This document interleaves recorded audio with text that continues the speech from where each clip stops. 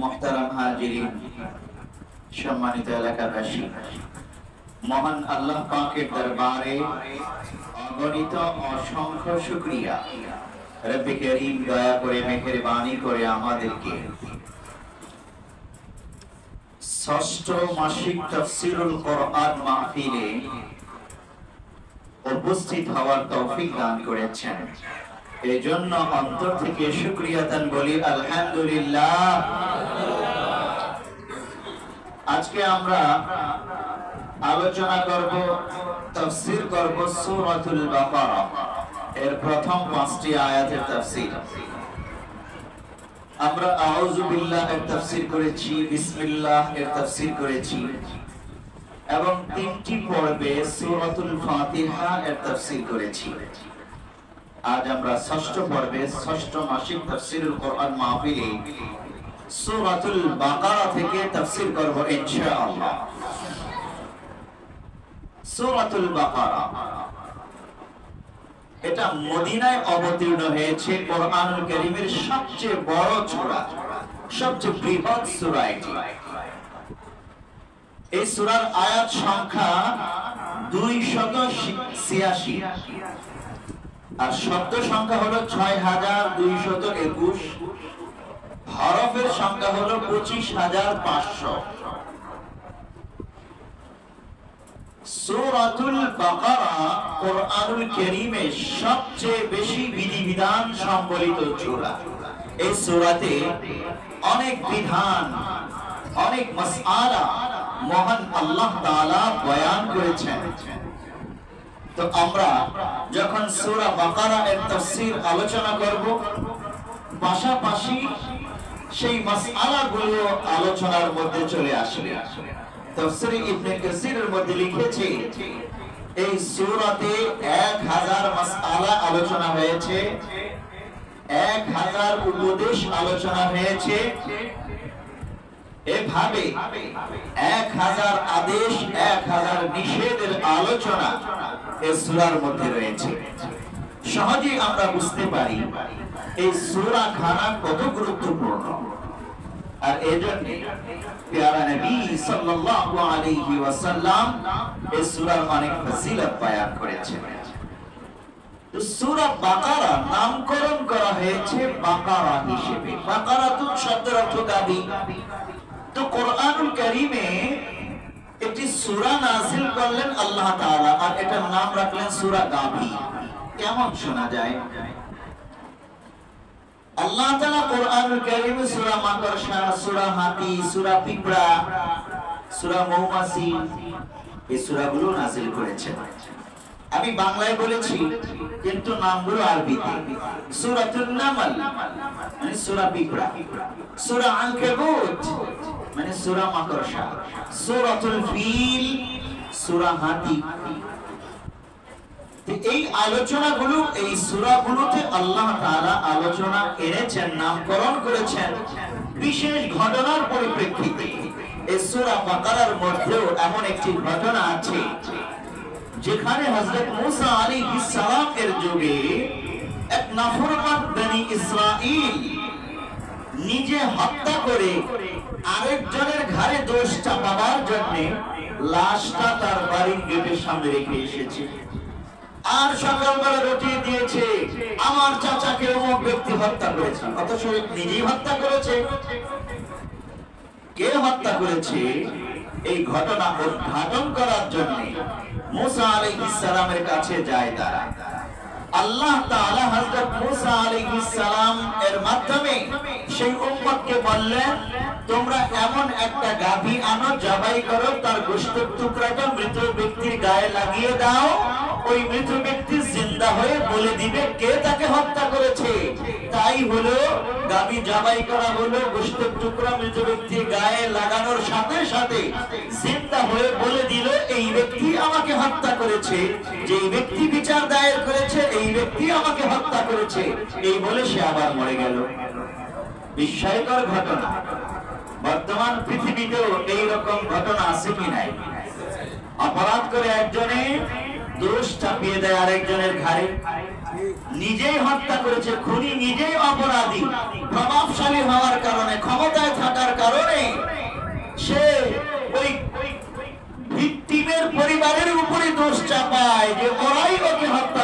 অথচ সে নিজে হত্যা করে আরেকজনের উপর দোষ চাপিয়ে দিচ্ছে তার ক্ষমতার বলে, ক্ষমতা আছে বলে। আছে কি নাই? তো সূরাতুল বাকারায় আল্লাহ রাব্বুল আলামিন ওই ঘটনাটা আলোচনা করেছেন। গাভীর মাধ্যমে যেহেতু ঘটনাটা উদ্ঘাটিত হয়েছে, এই জন্য আল্লাহ তাআলা সেই ঘটনার পরিপ্রেক্ষিতে এই সূরার নাম সূরাতুল বাকারা নামকরণ করেছেন। আমরা বুঝতে পেরেছি কি? এরপরে আসুন, সূরাতুল বাকারা এর ফজিলত কি, এত গুরুত্ব কেন এই সূরাখানা? عن معقل بن يسار رضي الله عنه أن رسول الله صلى الله عليه وسلم قال: البقرة سنام القرآن وذروته نزل مع كل آية منها 80 ملكا। প্যারা নবী সাল্লাল্লাহু আলাইহি ওয়াসাল্লাম বলেন, সূরাতুল বাকারা এটা হলো সালামুল কোরআন, যুররাতুল কোরআন। সালাম বলতে বোঝায় শীর্ষ চূড়া, কোরআনের মূল এবং কোরআনের শীর্ষ গম্বুজ, শীর্ষ চূড়া এই সূরাতুল বাকারা। نزل مع كل آية منها 80 ملكا। সূরা বাকারার 286টি আয়াত, প্রত্যেকটা আয়াত নাজিলের সময়ে, প্রত্যেকটা আয়াত নাজিল করার সময় জিবরাইল আলাইহিস সালাম যখন আগমন করেছেন, আল্লাহর নবী বলতেছেন প্রত্যেকটা আয়াত নাজিলের সময়ে 80 মালাকা, 80 জন ফেরেশতা সাথে আগমন করেছে। সুবহানাল্লাহ। আপনি চিন্তা করুন, একটি আয়াত নাজিল হওয়ার সময় ওই আয়াতটি নিয়ে আসার জন্য জিবরাইল আলাইহিস সালামের সাথে কয়জন ফেরেশতা এসেছে? 80 জন ফেরেশতা এসেছে। واستخرج الله لا إله إلا هو الحي القيوم من تحت العرش। الله لا إله إلا هو الحي القيوم তথা আয়াতুল কুরসি এই সূরা বাকারার একটি আয়াত, সবচেয়ে গুরুত্বপূর্ণ আয়াত। এই আয়াতখানা ছিল আরশের নিচে, ওখান থেকে এই আয়াতখানাকে নিয়ে আসা হয় এবং নাজিল হয় কোরআনের অংশ হিসেবে। যদিও লৌহে মাহফুজে গোটা কোরআনটি সংরক্ষিত ছিল। এই হাদিসখানা রয়েছে মুসনাদে আহমদে। আরো একটি হাদিস সূরা বাকারার ফজিলতের ব্যাপারে। عن ابي هريره رضي الله عنه ان رسول الله صلى الله عليه وسلم قال: لا تجعلوا بيوتكم قبورا فان البيت الذي تقرأ فيه سورة البقرة لا يدخله الشيطان। হযরত আবু হুরায়রা রাদিয়াল্লাহু তাআলা আনহু থেকে বর্ণিত, প্যারা নবী সাল্লাল্লাহু আলাইহি ওয়াসাল্লাম বলেন, লা তাজআলু বুয়ুতাকুম কুবুরা, তোমরা তোমাদের ঘরগুলোকে কবর বানিও না। কবরে কি কেউ চিল্লাফাল্লা করে? ভিতরে যারা শায়িত আছে ওরা কি ওখানে বসে বসে চিল্লাফাল্লা করে, গান বাজনা করে, আওয়াজ হট্টগোল করে? কিছুই করে না। নীরব নিস্তব্ধ অন্ধকার। আল্লাহর নবী এটা দ্বারা বোঝাতে চান, তোমাদের ঘরগুলোকে নীরব নিস্তব্ধ অন্ধকার এক ঘর বানিও না, বরং এটাকে জিন্দা ঘর বানাও। কি করে জিন্দা ঘর বানাবো? এই ঘরের মধ্যে কোরআন তেলাওয়াত করতে থাকো, হাদিসের দর্স তাদরিস করতে থাকো। কোরআন তেলাওয়াতের মাধ্যমে ঘরকে আবাদ করা হয়, ঘরকে জিন্দা রাখা হয়, অন্যথায় কবরের মতোই ঘরটা মৃত বলে গণ্য হবে। লা তাজআলু বুয়ুতাকুম কুবুরা, তোমরা তোমাদের ঘরগুলোকে কবর বানিও না। فإن البيت الذي تقرأ فيه سورة البقرة، কেননা যে ঘরে সূরাতুল বাকারা তিলাওয়াত করা হয়, লা ইয়াদখুলুহু শাইতান, ওই ঘরে দুষ্ট ইবলিস শয়তান প্রবেশ করতে পারে না।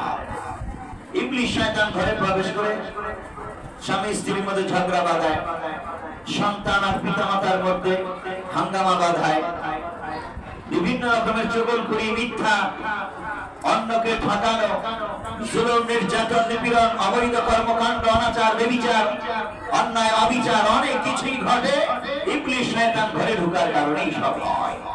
সূরা বাকারা যখন তেলাওয়াত হবে এই ঘরে ইবলিস প্রবেশ করতে পারবে না। হাদিসটি রয়েছে সহিহ মুসলিম এবং সুনানে তিরমিজিতে। প্যারা নবী সাল্লাল্লাহু আলাইহি ওয়াসাল্লাম আরো বলেন, وعن سهل بن سعد رضي الله عنه أن رسول الله صلى الله عليه وسلم قال إن لكل شيء سناما وإن سنام القرآن البقرة وإن من قرأها في بيته ليلة لم يدخله الشيطان 3 ليال। প্যারা নবী বলেন, প্রত্যেক জিনিসের একটি শীর্ষ চূড়া থাকে, কোরআনের শীর্ষ চূড়া হলো সূরা বাকারা। আর যে ব্যক্তি প্রতি রাতে এক রাতে কোরআন তেলাওয়াত করবে এটার প্রভাবে ওই ঘরে 3 রাত্রি পর্যন্ত ইবলিস কোনো অন্যায় অনাচার ঘটাতে পারবে না, প্রবেশ করতে পারবে না। وعن أبي هريرة رضي الله عنه أنه قال حضرت আবু হুরায়রা থেকে বর্ণিত প্যারা নবী সাল্লাল্লাহু আলাইহি ওয়াসাল্লাম বলেন, بعث رسول الله صلى الله عليه وسلم بعثا وهم ذو عدد। একদিন প্যারা নবী সাল্লাল্লাহু আলাইহি ওয়াসাল্লাম একটি সৈন্যদল পাঠানোর ব্যবস্থা করলেন যাদের সংখ্যা খুব বেশি ছিল না। فاستقرأ كل واحد منهم ما معه من القرآن। অতঃপর প্যারা নবী তাদের কাছ থেকে কোরআন তেলাওয়াত শুনতে চাইলেন যতটুকু তাদের মুখস্থ ছিল। সাহাবায়ে কেরামের প্রত্যেক সাহাবীর কোরআনের কিছু না কিছু অংশ মুখস্থ ছিল, এমনকি বড় বড় সূরা থেকেও মুখস্থ ছিল। তো আল্লাহর নবী সৈন্যদেরকে জিজ্ঞেস করলেন, এই তোমাদের কাছ থেকে আমি তেলাওয়াত শুনতে চাই, শোনাও তো তোমার কতদূর মুখস্থ, তুমি একটু শোনাও, তুমি একটু শোনাও। আমাদের পুলিশ বাহিনীকে অভিযানে পাঠানোর সময় এইভাবে কোরআন তেলাওয়াত কি শোনা হয় না। আমাদের বিজিবি, র্যাব তাদেরকে অভিযানে পাঠানোর সময়, আর্মিকে অভিযানে পাঠানোর সময় এরকম কোরআন তেলাওয়াত শোনা হয় না, শোনা হয় না। যদি শোনা হতো, যদি কোরআনের তালিমে তাদেরকে তালিম দেওয়া হতো, অন্যায় ভাবে ওই পুলিশ, র্যাব, বিজিবি নিরপরাধ মানুষগুলোকে গুলি করে হত্যা করতে পারতো না। প্যারা নবী সাল্লাল্লাহু আলাইহি ওয়াসাল্লাম সৈন্যদের কাছ থেকে তেলাওয়াত শুনতেন। কি বিষয় করবে? শিক্ষা। তো সাহাবায়ে কেরাম সেই সৈন্যরা তারা রাসূলকে যার যতটুকু মুখস্থ ছিল যেখানে তেলাওয়াত শোনাতেন। ফাতাআলা রাজুলুম মিন আহদাথিহিম সিন্না, বয়সে কম একজন যুবক সৈন্যের কাছে আল্লাহর নবী আসলেন। এসে তাকে বলেন, ফাকালা মা মাআকা ইয়া ফুলান, হে অমুক ব্যক্তি তোমার কাছে কি আছে বলো, কোন অংশ মুখস্থ আছে বলো, শোনাও। ফাকালা মাই কাযা ওয়া কাযা ওয়া সূরাতুল বাকারা। ওই যুবক সাহাবী, যুবক সৈন্য, সে বলল, ইয়া রাসূলুল্লাহ আমি কোরআনের এই অংশ এতটুকু মুখস্থ পারি এবং সূরাতুল বাকারা মুখস্থ পারি। সূরা বাকারা তো অনেক বড়, অন্যান্য সৈন্যরা সূরা বাকারা শোনায়নি, হয়তো মুখস্থ ছিল অথবা ছিল না। কিন্তু এই যুবক সাহাবী বলল, ইয়া রাসূলুল্লাহ আমার সূরা বাকারাও মুখস্থ আছে, আমি শোনাবো কি? ফাকালা আমাকা সূরাতুল বাকারা। প্যারা নবী বললেন, তোমার কাছে সূরা বাকারা আছে কি, মানে তুমি সূরা বাকারা মুখস্থ পারো কি? ক্বালা না, বললেন যুবক সাহাবী, হ্যাঁ ইয়া রাসূলুল্লাহ আমি সূরা বাকারা মুখস্থ পারি। ক্বালা ইযহাব ফাআনতা আমিরুহুম, ক্বালা ইযহাব ফাআনতা আমিরুহুম। প্যারা নবী সাল্লাল্লাহু আলাইহি ওয়াসাল্লাম তখন বললেন, যাও এই সৈন্যদলের তুমি আমির, তুমি সেনাপতি, তোমাকে আমি সেনাপতি নির্বাচিত করে দিলাম। সুবহানাল্লাহ। ছিল সবচেয়ে কম বয়সী সৈন্যদের মধ্যে, সবচেয়ে কম বয়সী, তার অনেক সুনাম সুখ্যাতি আছে এমনও নয়, কিন্তু তার সূরাতুল বাকারা মুখস্থ আছে। আর কোরআনুল কারীমের মধ্যে সূরা বাকারা সবচেয়ে বড় এবং সবচেয়ে বেশি মাসআলা, হুকুম, আহকাম সম্বলিত সূরা। এই সাহাবীর এটা মুখস্থ আছে জেনে আল্লাহর নবী এত খুশি হয়েছেন, আল্লাহর নবী তাকে ওই সৈন্য দলের সেনাপতি বানিয়ে দিলেন। তাহলে এর দ্বারা আমাদের জন্য কি মেসেজ? আমাদের জন্য মেসেজ হলো আমরাও যদি সূরা বাকারা হৃদয়ে ধারণ করি, তেলাওয়াত করি, আমল করি, আমরাও জান্নাতের সর্দার হতে পারবো, আমরাও জান্নাতি মানুষের সর্দার হিসেবে দুনিয়ায় নেতৃত্ব দিতে পারবো ইনশাআল্লাহ। যদি আমরা সূরা বাকারার শিক্ষা হৃদয়ে ধারণ না করি, আমাদের দ্বারা অনেক অন্যায় অপরাধ সংগঠিত হওয়ার সমূহ সম্ভাবনা রয়েছে। প্যারে হাজিরিন, আল্লাহর নবী এই হাদিসটি বলেছেন, এই হাদিসটি রয়েছে সুনানে তিরমিজি, হাদিস নম্বর 2887। সুনানে তিরমিজি হাদিস নম্বর 2876 নম্বর হাদিস। আল্লাহর নবী বয়ান করেছেন চমৎকার হাদিস। আরো একটি হাদিস শুনুন। عن أبي أمامة رضي الله عنه قال سمعت رسول الله صلى الله عليه وسلم يقول اقرأوا القرآن فإنه شافع لأهله يوم القيامة। প্যারা নবী সাল্লাল্লাহু আলাইহি ওয়াসাল্লাম বললেন, তোমরা কোরআন তেলাওয়াত করো, নিয়মিত কোরআন পাঠ করো, কেননা এই কোরআন তোমাদের জন্য কিয়ামতের ময়দানে সুপারিশকারী হবে। ইকরাউস যাহরাওয়াইন আল বাকারা ওয়া আল ইমরান। তোমরা দুটি চমৎকার সুন্দর ফুলের মতো সূরা তেলাওয়াত করো তথা সূরা বাকারা এবং সূরা আলে ইমরান। فإنهما يأتيان يوم القيامة كأنهما غمامتان أو غيايتان। কেননা এই দুটি সূরা, সূরাতুল বাকারা, সূরাতুল আলে ইমরান, এই দুটো সূরা তার তেলাওয়াতকারীর জন্য কিয়ামতের মুসিবতের ভয়াবহ ময়দানে যখন সূর্য মাথার একেবারে নিকটে থাকবে, জমিন থাকবে উত্তপ্ত অঙ্গারের মতো, যখন মানুষের মগজগুলো ভাতের ফেনার মতো টকটক টকটক করে গলে গলে পড়তে থাকবে, ভয়ঙ্কর অবস্থা, চিৎকার করবে মানুষ, ইয়া নাফসি করতে থাকবে। সেই কঠিন ভয়াবহ মুসিবতের দিনে এই সূরা বান্দাদের মাথার উপর মেঘমালা হয়ে ছায়া দিবে। সুবহানাল্লাহ। আও গায়ায়াতান, অথবা তার মাথার উপর সামিয়ানা হিসেবে তাকে ছায়া দিবে।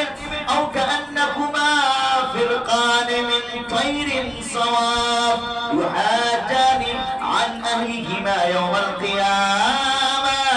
কিংবা ডানা মেলা পাখির ঝাঁকের মতো তার মাথার উপর কাতার বন্দী হয়ে দাঁড়িয়ে যাবে। ইউহাজানি আন আহলিহিমা ইয়াওমাল কিয়ামাহ। আর এই দুটো সূরা কিয়ামতের ভয়াবহ মুসিবতের দিনে যখন কোনো বন্ধু থাকবে না, সন্তান পিতামাতাকে চিনবে না, পিতামাতা সন্তানকে চিনবে না, স্বামী স্ত্রী স্বামীকে চিনবে না, একজন আরেকজন থেকে পালাবে, দূরে পালাবে, কেউ কাউকে চিনবে না।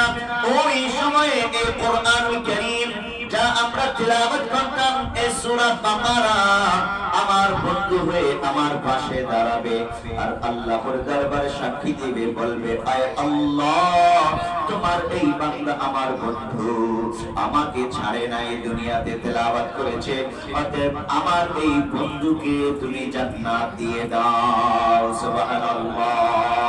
সূরা বাকারার এই আবদার শুনে আল্লাহ রাব্বুল আলামিন বান্দার জন্য জান্নাতের ফয়সালা করে নেবে। আমরা ভাগ্যবান যে কোরআনুল কারীম আমরা তেলাওয়াত করি, কোরআনুল কারীমের তাফসীর শ্রবণ করি আমরা, আলহামদুলিল্লাহ। প্যারে হাজিরিন, আল্লাহর নবী আরো বলছেন, সুম্মা ক্বালা ইকরাউল বাকারা ফাইন্না আখযাহা বারাকা।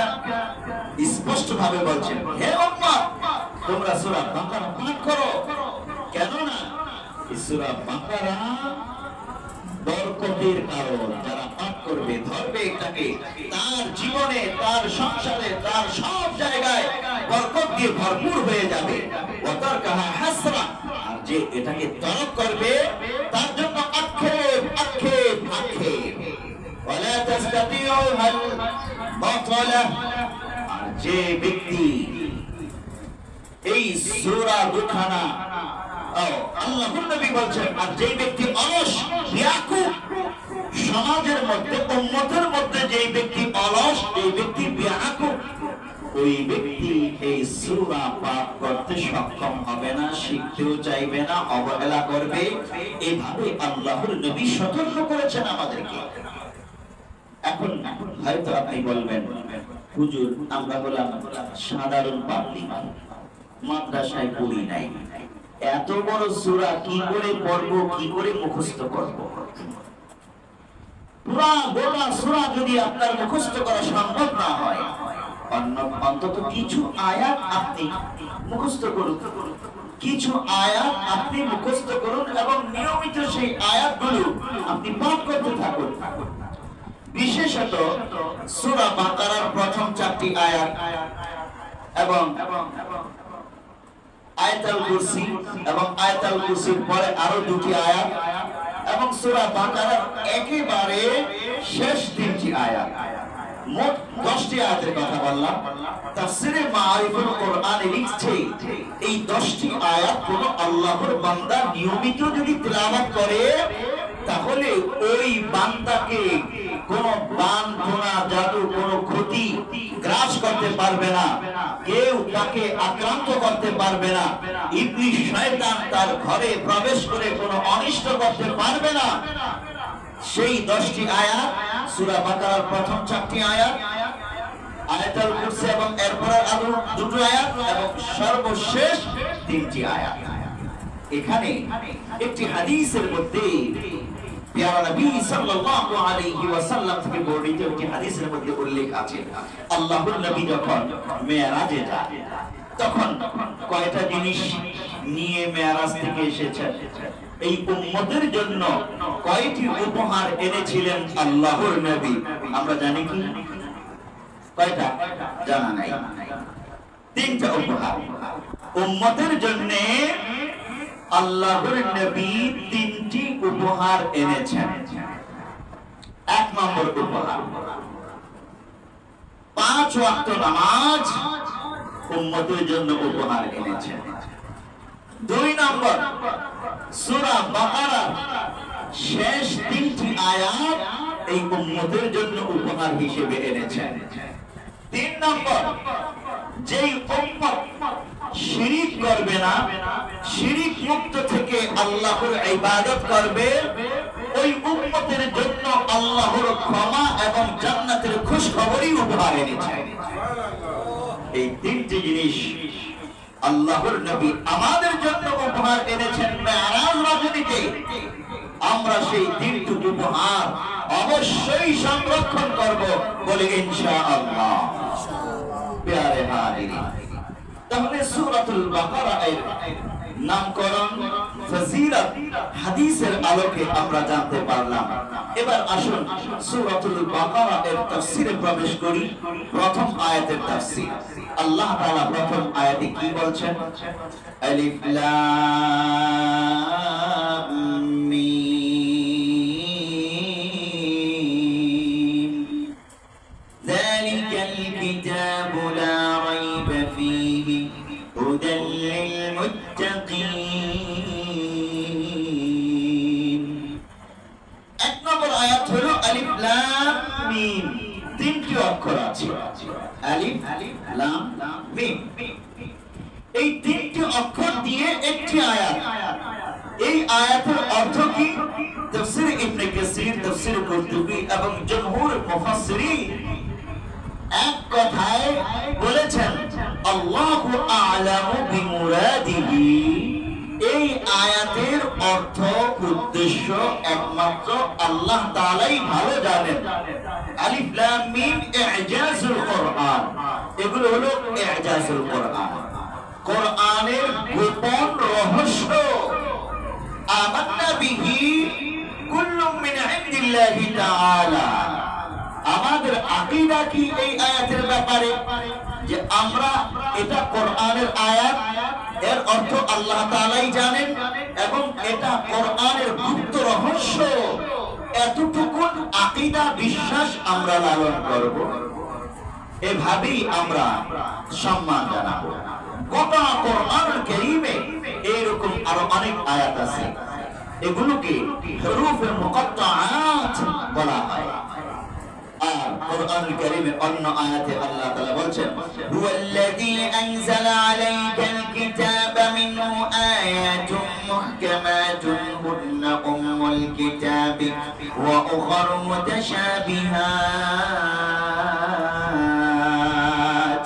হুয়াল্লাযী, তিনি সেই সত্তা মহান আল্লাহ, আনজালা আলাইকাল কিতাবা মিনহু আয়াতুম মুহকামাত, আপনার উপর নবীকে বলছেন, ও নবী, আপনার উপর তিনি এই কিতাব মহাগ্রন্থ আল কোরআন নাযিল করেছেন, যে মহাগ্রন্থ আল কোরআনের মধ্যে কিছু আছে মুহকামাত, সুস্পষ্ট আয়াত, বিধিবিধান সম্বলিত।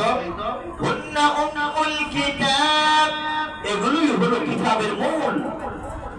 ওয়া উখারু মুতাশাবিহাত, আর কিছু আছে মুতাশাবিহাত, যেগুলোর অর্থ সুস্পষ্ট নয়। আর যারা বক্রতা অনুসন্ধান করে ওরা এইভাবে এই মুতাশাবিহাতের মধ্যে পড়ে থাকে।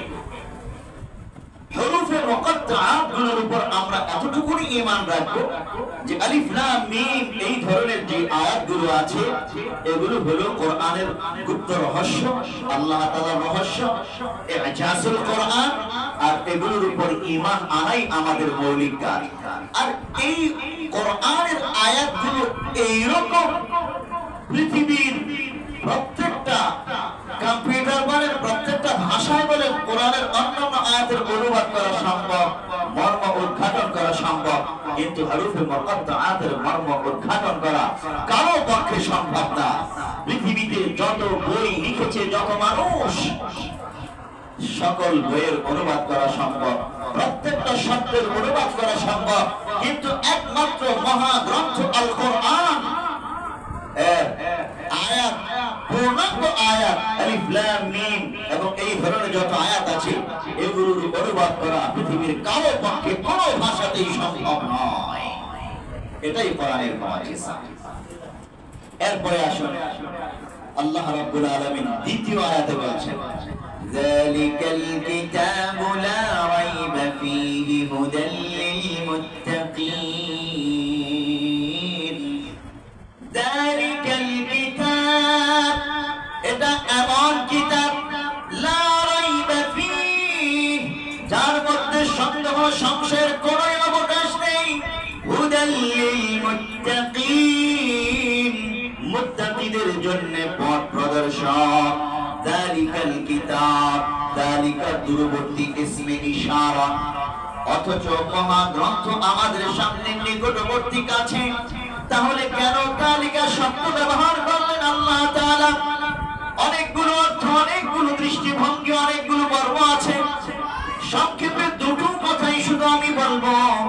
আল্লাহ রাব্বুল আলামিন যালিকাল কিতাব বলেছেন, এর মধ্যে একটি হলো এই মহাগ্রন্থ আল কোরআন লৌহে মাহফুজে সংরক্ষিত, লৌহে মাহফুজ থেকে আমাদের কাছে এসেছে। লৌহে মাহফুজ কাছে না দূরে আমরা জানি না, মহান আল্লাহ তাআলা লৌহে মাহফুজ আমাদের থেকে অনেক দূরে, এতটুকুই আমরা জানি। দ্বিতীয় কথা, মহাগ্রন্থ আল কোরআন অনেক বিশাল, অনেক বড়। এটার বড়ত্ব, এটার আজমত এত ব্যাপক, এত বিশাল। এই আজমত আর বড়ত্বের ব্যাপকতা বোঝাবার জন্য যালিকা দূরবর্তী ইসমে ইশারা ব্যবহার করা হয়েছে। 3 নম্বর, সূরাতুল বাকারায় আমরা তাফসীর করে এসেছি, ইহদিনাস সিরাতাল মুস্তাকিম সিরাতাল লাযীনা আন'আমতা আলাইহিম। সিরাতুল মুস্তাকিমের আলোচনা আল্লাহ তাআলা সূরা বাকারায় করেছেন। এখন সিরাতুল মুস্তাকিমের সংজ্ঞা ওখানে আমরা পড়ে এসেছি। গাইডলাইন কি? সিরাতুল মুস্তাকিমে চলার জন্য আমার গাইডলাইন কি সেটা তো লাগবে।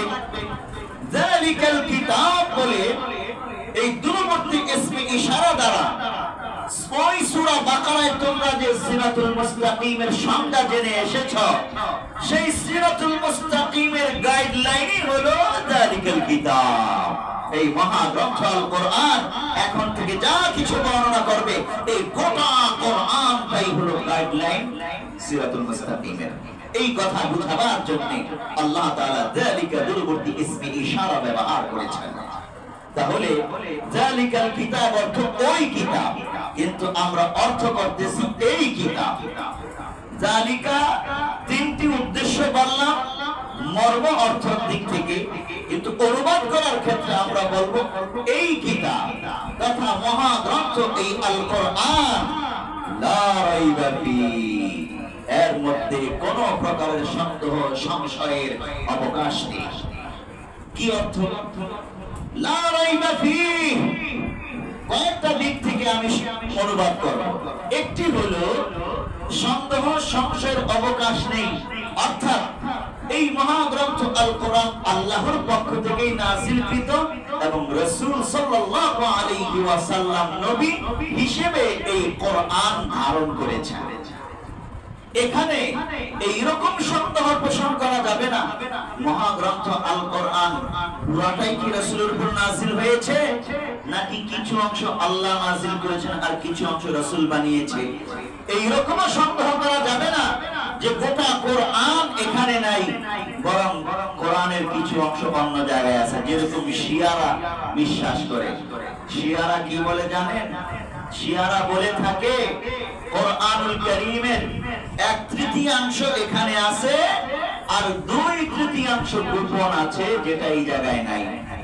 ওটা আলী রাদিয়াল্লাহু তাআলা আনহু জানতেন, তার মাধ্যমে ইমামরা জেনেছে, পরবর্তীতে এইভাবে ইমামরা শিয়াদের কাছে এটা সংরক্ষিত রেখেছে। নাউজুবিল্লাহ বলি। আল্লাহ তাআলা কোরআন নাযিল করেছে কি লুকিয়ে রাখার জন্য? যদি কোরআন লুকিয়ে রাখার জন্য নাযিল করা হয় তাহলে কোরআন নাযিলের অর্থ কি? নবী পাঠানোর অর্থ কি? তাও কি একটা দুইটা আয়াত? ওরে সর্বনাশ, 2/3, 3/2 ভাগই গোপন আছে। এটা নাকি শিয়া ইমামদের কাছে আছে। ডাহা মিথ্যা কথা, গাজাখুরি কথা। গোটা কোরআন আমাদের সামনে আছে, আল্লাহ তাআলা যা নাযিল করেছেন। আর কাফির বেঈমানরা সন্দেহ করতে কি জানেন? মক্কার কাফেররা সন্দেহ করত কোরআনের এত সাহিত্যপূর্ণ, এত চমৎকার বক্তব্য, মুহাম্মদ সাল্লাল্লাহু আলাইহি ওয়াসাল্লাম তিনি তো শিক্ষিত নন, দুনিয়ার কোন মানুষের কাছে লেখাপড়া শিখেননি। এই অক্ষর জ্ঞানহীন মুহাম্মদ কি করে এত সাহিত্যপূর্ণ কোরআন পাইল? এটা নিশ্চয়ই সে কারো কাছ থেকে শিখে বানিয়েছে। তো আল্লাহ রাব্বুল আলামিন ওই কাফির বেঈমানদেরকে চ্যালেঞ্জ ঘোষণা করেছেন, ইন কুনতুম ফি রাইবিন মিম্মা নাযালনা আলা আবদিনা ফাতু বিসূরাতিন মিন মিথলিহি ওয়াদ'উ শুহাদাআকুম মিন দুনিল্লাহি ইন কুনতুম সাদিকিন। আল্লাহ তাআলা কাফেরদেরকে চ্যালেঞ্জ ঘোষণা করলেন, যদি তোমরা সন্দেহ পোষণ করো এই কোরআনের ব্যাপারে যা কিছু আমি আলা আবিদিনা আমার বান্দা মুহাম্মদ সাল্লাল্লাহু আলাইহি ওয়াসাল্লামের উপর নাযিল করেছি, ফাতু বিসূরাতিন মিন মিথলিহি, তাহলে তোমরা এই কোরআনের সূরার মতো একটা সূরা বানিয়ে দেখাও। ওয়াদ'উ শুহাদাআকুম মিন দুনিল্লাহি ইন কুনতুম সাদিকিন, যদি তোমরা তোমাদের কথায় সত্যবাদী হয়ে থাকো তাহলে একটা সূরা বানিয়ে দেখাও।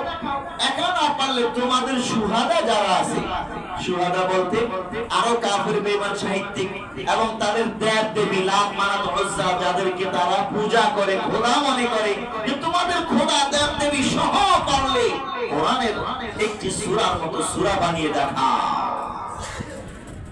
আল্লাহ তাআলা বলছেন, فإن لم تفعلوا ولن تفعلوا فاتقوا النار التي وقودها الناس والحجارة أعدت للكافرين। فإن لم تفعلوا ولن تفعلوا, যদি তোমরা না পারো এবং অবশ্যই পারবে না। আল্লাহ তাআলা দৃঢ়তার সাথেই বলছেন, কাফেররা তো কোরআন বানাবে কি, একটি সূরা বানাবে তো দূরের কথা, কোরআনের একটি আয়াতও তারা বানাতে সক্ষম হয়নি। তারা একটি আয়াত বানাতে সক্ষম হয়নি। তৎকালীন ভাষা বিজ্ঞানের যুগ ছিল। অবশেষে তারা কাবা চত্বরে লোককে দিয়েছিল, ইন্না আ'তাইনাকাল কাউসার লাইসা হাযা মিন কালামিল বাশার। এই ইন্না আ'তাইনাকাল কাউসার কথা, এই কোরআন, এটা মানব রচিত কোনো কথা নয়, বাণী নয়। নিঃসন্দেহে এটা মহাগ্রন্থ আল কোরআন আল্লাহর পক্ষ থেকে নাযিলকৃত। এভাবে কাফেররা সারেন্ডার করতে বাধ্য হয়েছে। পরবর্তী যুগে ডক্টর মরিস বুকাইলি, এই তো 19 শতাব্দী, গত শতাব্দী 19 শতাব্দীর ব্যক্তি, ফ্রান্সের ডক্টর মরিস বুকাইলি, প্যারিসের ডক্টর মরিস বুকাইলি, তিনি খ্রিস্টান পাদ্রী ছিলেন আর মুসলমানদের সাথে বিতর্ক করতেন ইসলামকে পরাজিত করার জন্য। অনেক বুদ্ধিমান ছিলেন, বিজ্ঞানী ছিলেন। তিনি করলেন কি, কোরআন দ্বারা মুসলমানকে পরাজিত করবেন এই টার্গেট নিয়ে। এখন কোরআন দ্বারা পরাজিত করতে হলে তো কোরআনের ভাষা বোঝা লাগবে। তিনি আরবে তার বন্ধু প্রফেসর যারা আছে তাদের কাছে গেলেন এবং কোরআনের ভাষা শিখলেন, আরবি শিখলেন। অতঃপর কোরআন পড়তে লাগলেন। কোরআনের আয়াত দ্বারা কোরআনের ভুল খুঁজে খুঁজে বের করবেন তিনি। ওই ভুলগুলো দিয়ে মুসলমানদেরকে ঘায়েল করবেন। তিনি কোরআনের ভুল ধরতে গিয়ে কোরআন যখন পড়তে লাগলেন, কোরআনুল কারীমের প্রত্যেকটা আয়াত তার জীবনের ভুলগুলো একটা একটা করে দেখিয়ে দিচ্ছিল। সে নিজে কোরআনের ভুল ধরতে গিয়েছিল, কিন্তু উল্টো কোরআন তার জীবনের ভুলগুলো ধরিয়ে দিচ্ছিল। সে যে বিজ্ঞান শিখেছে, আধুনিক জ্ঞান বিজ্ঞানের শিক্ষা ডিগ্রি অর্জন করেছে, কোরআনের জ্ঞান সেই বিজ্ঞানের এক একটা ভুল চোখে আঙ্গুল দিয়ে দেখিয়ে দিচ্ছিল। বিস্ময়কর ভাবে ডক্টর মরিস বুকাইলি সেই আয়াতে গিয়ে পৌঁছেছে যেখানে ফেরাউনের লাশের কথা আল্লাহ তাআলা বলেছেন। কত হাজার বছর আগে ফেরাউনের লাশ লোহিত সাগরে ডুবে চুবে পড়েছে। আল্লাহ বলেছিলেন, তোমার লাশকে আমি পৃথিবীবাসীর জন্য দলিল হিসেবে রেখে দেব। এবং আল্লাহ তাআলা রেখে দিয়েছেন।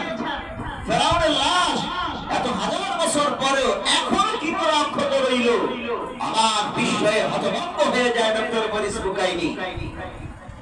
কোরআনের প্রত্যেকটা আয়াতে তার নিজের জীবনের ভুল যখন ধরিয়ে দিচ্ছিল, অবশেষে ডক্টর মরিস বুকাইলি একজন আলেমের কাছে গিয়ে সারেন্ডার করে আর বলে, এই কোরআনের ভুল আমি ধরতে চেয়েছিলাম মুসলমানদেরকে পরাজিত করার জন্য, কোরআন উল্টো আমার জীবনের ভুল, আমার শিক্ষা দীক্ষার ভুলগুলো ধরিয়ে দিল।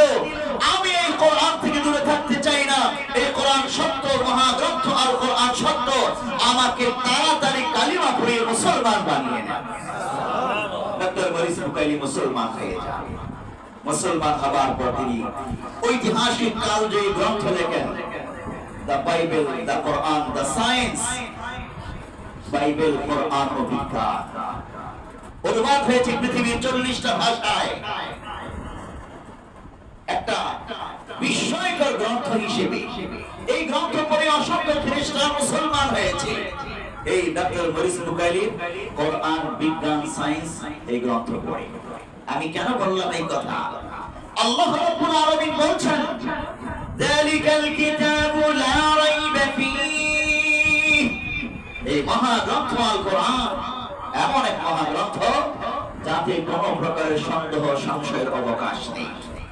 এবং আল্লাহ তাআলা কাফিরদেরকে চ্যালেঞ্জ করেছিলেন, ওয়া ইন কুনতুম ফি রাইবিন মিম্মা নাযালনা আলা আবদিনা ফাতু বিসূরাতিন মিন মিসলি। 19 শতাব্দীর ডক্টর মরিস বুকাইলির ইতিহাস, ভারতবর্ষের হিন্দু পণ্ডিতের ইতিহাস, অনেক ইতিহাস আমাদের সামনে আছে। আমি সেই দিকে যাচ্ছি না সময় স্বল্পতার কারণে।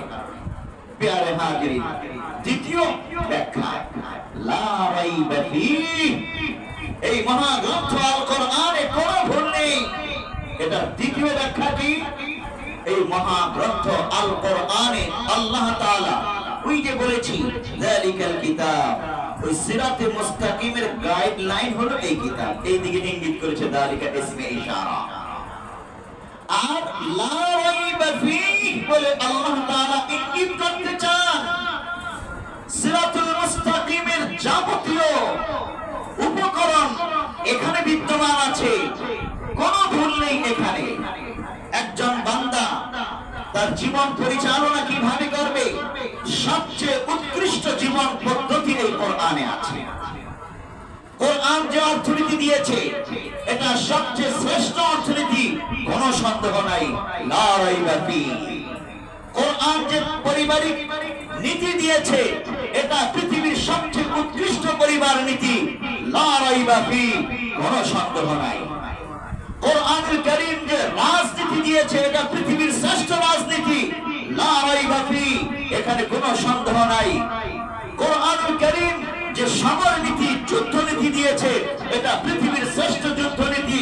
কোরআনুল কারীম যে আদর্শ আখলাক পেশ করেছে এটা পৃথিবীর শ্রেষ্ঠ আদর্শ আখলাক, লা রাইবা ফি, এতে কোনো সন্দেহ সংশয়ের অবকাশ নাই। কোরআনুল কারীম যে মতবাদ দিয়েছে, যে মাযহাব দিয়েছে, যে ধর্ম দিয়েছে, এই ধর্ম, এই মাযহাব, এই মতবাদ পৃথিবীর সর্বশ্রেষ্ঠ মতবাদ, লা রাইবা ফি, এতে কোনো সন্দেহ সংশয়ের অবকাশ নাই। সুতরাং পৃথিবীর বর্তমান মানুষ, তোমরা যারা মানব রচিত পরিবার নীতি, মানব রচিত রাজনীতি, মানব রচিত ধর্মনীতি, এমনি করে গণতন্ত্র মতবাদ, সমাজতন্ত্র মতবাদ, ধর্মনিরপেক্ষ মতবাদ, যত তন্ত্র মন্ত্র মতবাদ, অর্থনীতি, রাজনীতি, পরিবার নীতি যা কিছুই পেশ করছো না কেন সেটা শ্রেষ্ঠ নয়, সেটা নির্ভুল নয়। একমাত্র কোরআনুল কারীম যা পেশ করতেছে, যে রাজনীতি, যে সমাজনীতি, যে অর্থনীতি, যে পরিবার নীতি এবং যে আখলাক পেশ করতেছে, এটাই হলো পৃথিবীর শ্রেষ্ঠ, এতে কোনো সন্দেহ সংশয়ের অবকাশ নেই। আল্লাহ তাআলা দৃঢ়তার সাথেই বলছেন এই কথা, যালিকাল কিতাবু লা রাইবা ফি। তাহলে আমরা যারা রাজনীতি করছি, আমরা যারা রাষ্ট্র চালাচ্ছি পৃথিবীতে, আমরা যারা পরিবার, অর্থনীতি, ব্যাংক, বীমা চালাচ্ছি, আমরা আমাদেরকে জিজ্ঞাসা করি, আমি কি শ্রেষ্ঠ নীতিতে আছি নাকি নিকৃষ্ট ভুল নীতিতে আছি? একজন বুদ্ধিমান ব্যক্তি কখনোই ভুল আর নিকৃষ্ট নীতির উপর থাকতে পারে না। কোরআনুল কারীম যেটাকে ভুল আর নিকৃষ্ট নীতি বলেছে, আমি কোট শুট পড়া ভদ্র শিক্ষিত ডিগ্রিধারী ব্যক্তি হিসেবে এই দাবি করতে পারি না আমার রাজনীতি শ্রেষ্ঠ, আমার অর্থনীতি শ্রেষ্ঠ, মানব রচিত আমার সংবিধানই শ্রেষ্ঠ, এই দাবি আমি করতে পারি না। ডক্টর বরিস বুকাইরি চোখে আঙ্গুল দিয়ে ওই কথাটাই দেখিয়ে দিয়েছেন। সে কোরআনের ভুল ধরতে গিয়ে কোরআন তার জীবনের ভুল যখন ধরিয়ে দিল, কালজয়ী গ্রন্থে সে লিখলো, the Bible, the Quran, the science. আপনারা গ্রন্থটি পড়ে দেখবেন, বিষয় হতভম্ব হয়ে যাবে। এই কোরআন আমাদের জন্য কত চমৎকার ব্যবস্থা সব ক্ষেত্রে রেখেছে। আল্লাহ তাআলা আমাদেরকে বুঝার তৌফিক দান করুন, বলি আমিন। হুদাল লিল মুত্তাকিন, এই অংশটুকুনের ব্যাখ্যায় প্রবেশ করুন। আল্লাহ তাআলা বললেন হুদাল লিল মুত্তাকিন, এই মহাগ্রন্থ আল কোরআন মুত্তাকিদের জন্য পথ প্রদর্শক। জিজ্ঞাসা, কোরআন কি শুধু মুত্তাকিদের জন্যই পথ প্রদর্শক? যারা মুত্তাকি নয়, মুসলিম নয়, তাদের জন্য কি পথ প্রদর্শক নয়? তাফসীরে মারিফুল কোরআন এটার উত্তর লিখেছে এবং তাফসীরে ইবনে কাসিরও উত্তর লিখেছে। সংক্ষেপে এতটুকুন কথা, মহাগ্রন্থ আল কোরআন পৃথিবীর সমস্ত মানুষের জন্য পথ প্রদর্শক। এখানে আছে হুদাল লিল মুত্তাকিন, আরেক আয়াত আছে হুদাল লিন নাস ওয়া বাইয়িনাতিন মিনাল হুদা ওয়াল ফুরকান। সমস্ত মানুষের জন্য এই মহাগ্রন্থ আল কোরআন পথ প্রদর্শক, রাস্তা দেখায়। তাহলে এখানে হুদাল লিল মুত্তাকিন বলার অর্থ কি?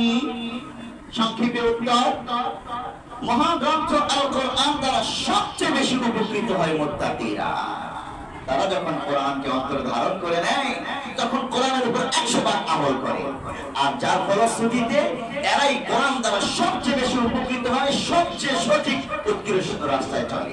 2 নম্বর কথা, হুদাল লিল মুত্তাকিন দ্বারা সিরাতুল মুস্তাকিম সূরা ফাতিহায় যে ব্যাখ্যা বিশ্লেষণ দিয়েছে, এই মুত্তাকিনরাই সেই সিরাতুল মুস্তাকিমে আঁকড়ে থাকার জন্য সর্বোৎকৃষ্ট ভাবে এই সূরাকে, এই কোরআনকে ব্যবহার করে।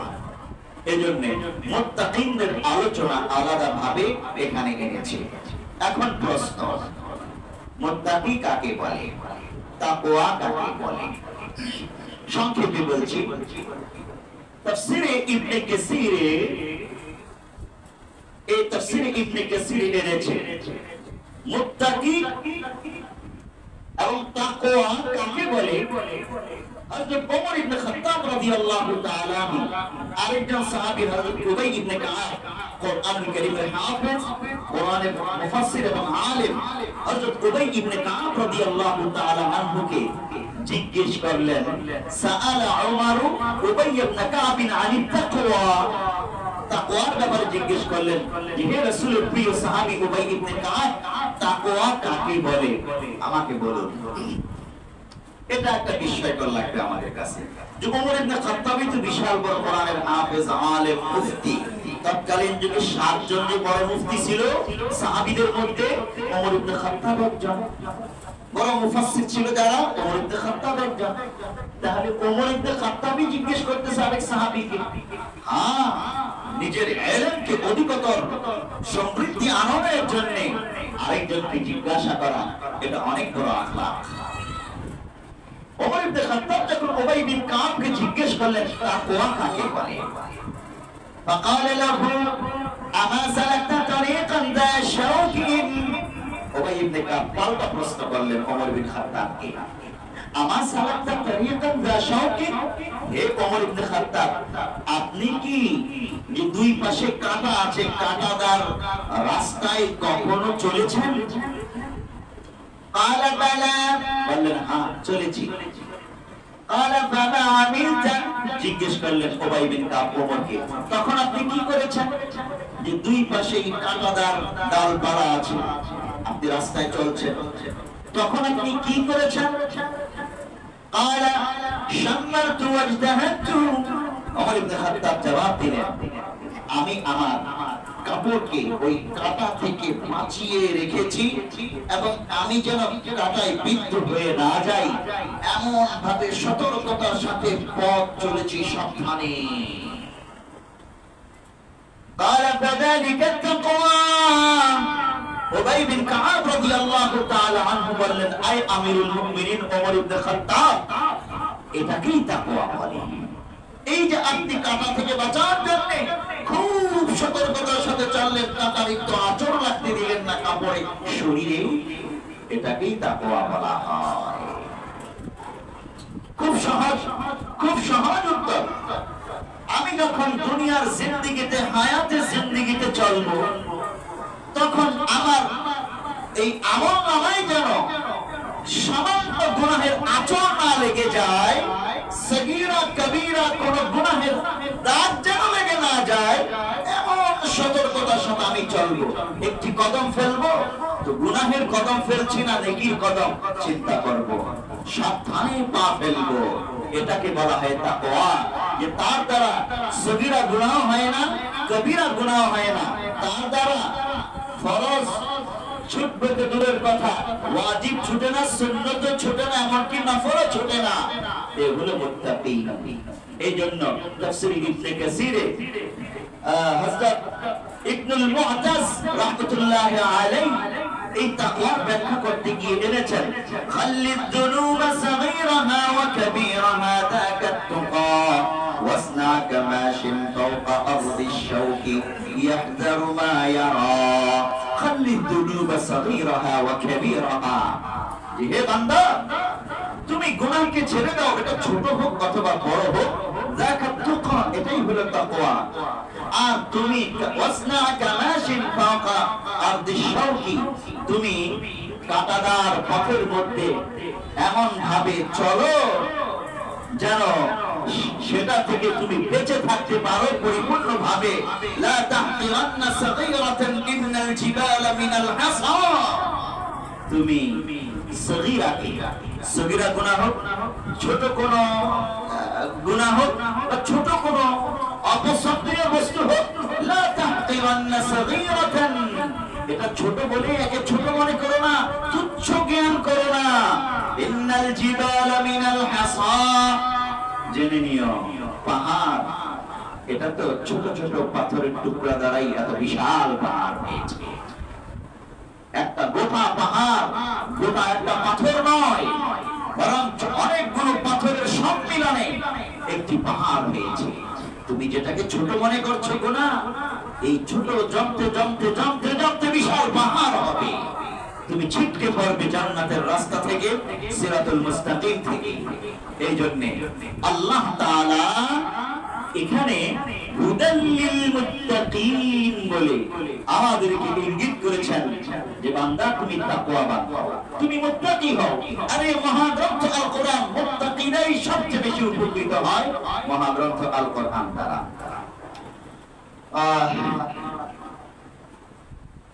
হাদিসে সুনান ইবনে মাজাহ একখানা হাদিস এনেছেন। রাসূলুল্লাহ সাল্লাল্লাহু আলাইহি ওয়াসাল্লাম ইরশাদ করতেছেন, মাস্তাফাদাল মুমিনু বা'দা তাকওয়াল্লাহি খায়রান লাহু মিন যাওজাতিন সালিহা ইন আমারাহা আতা'athu ওয়া ইন নাযারা ইলাইহা সাররাতহু ওয়া ইন aqsama আলাইহা আবাররাতহু ওয়া ইন গাবা আনহা নাসাহাতহু ফি নাফসিহা ওয়া মালিহি। মাবুদের জন্য অনেক শিক্ষা আছে এখানে।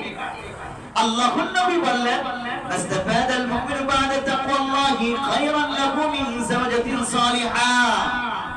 তাকওয়া, তাকওয়াল্লাহ, আল্লাহর নবী বলছেন একজন বান্দার জন্য সর্বশ্রেষ্ঠ সম্পদ হলো তাকওয়া।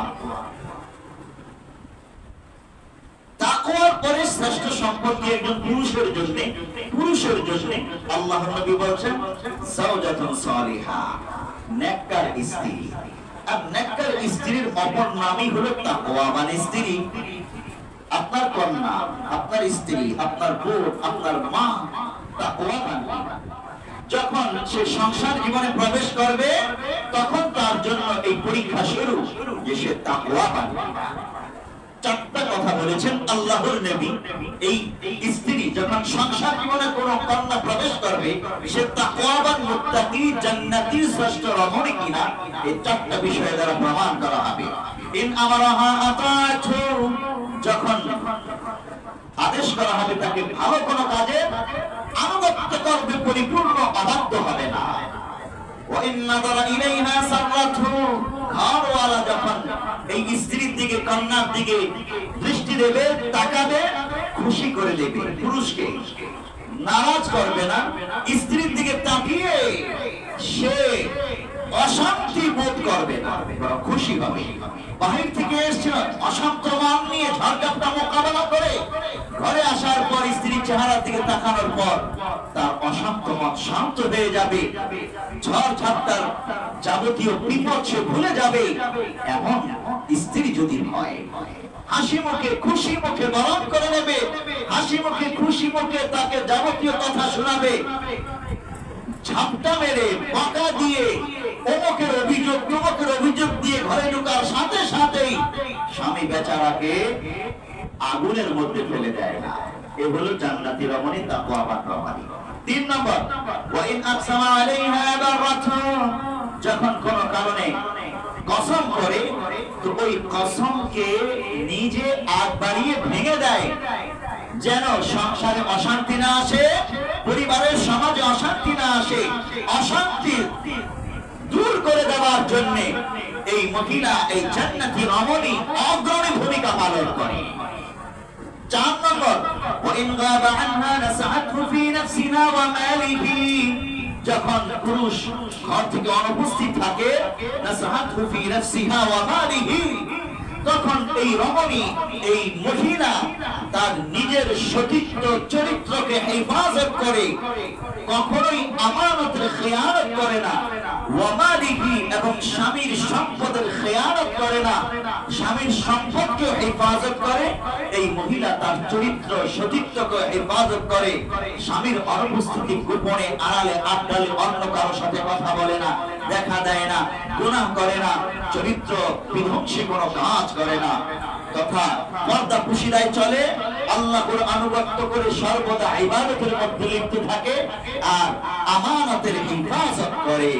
এই চারটা গুণ সম্পন্ন নারীকে, সংসার জীবনের নারীকে আল্লাহর নবী তাকওয়াবান জান্নাতি শ্রেষ্ঠ রমণী বলে আখ্যায়িত করেছেন। আমাদের প্রত্যেকের ঘরে ঘরে যেন এমন রমণী তৈরি হয়ে যায় বলে আমিন। আমরা তাদেরকে কোরআন শিক্ষা দিলে, সূরা বাকারা শিক্ষা দিলে ইনশাআল্লাহ আমাদের ঘরে ঘরে এমন রমণী তৈরি হতে পারবে। প্যারে নাবিন, আল্লাহর নবী একটি হাদিসে বলছেন মুত্তাকি কাকে বলে, তাকওয়া কাকে বলে আমরা জানলাম। মুত্তাকি কাকে বলে? قال رسول الله صلى الله عليه وسلم لا يبلغ العبد أن يكون من المتقين حتى يدع ما لا بأس به حذرا لما به البأس। সুনানে তিরমিজি হাদিস নম্বর 2451।